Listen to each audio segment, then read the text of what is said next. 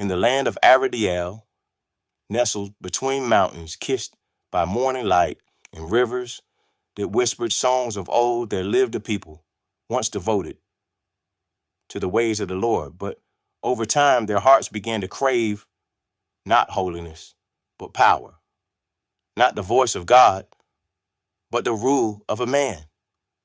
They looked around at the kingdoms of the world and cried out, "Give us a king like the nations have." And so, though he warned them, God gave them what they asked for.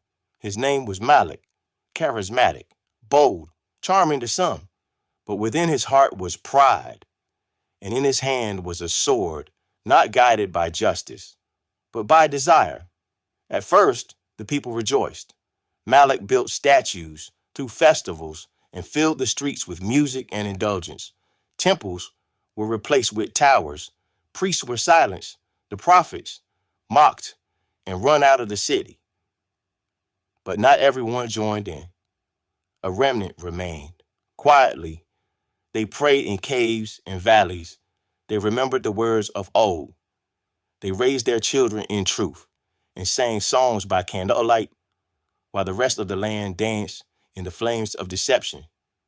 Then the season changed. The waves, the skies turned red. The rains stopped. Crops failed. Beasts descended from the hills, and sickness spread like ink in water. The revelers panicked. The king raged. He blamed the prophets, the poor, even the stars.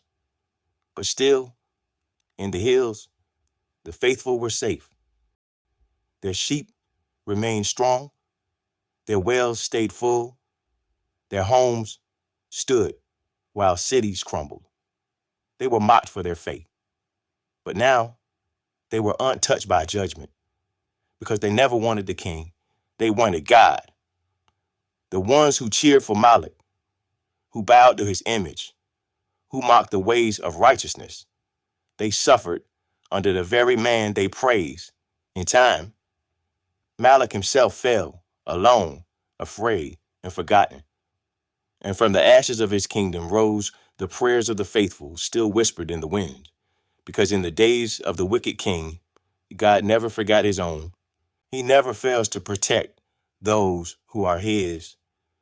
And those who build their house on truth will stand, even when kings fall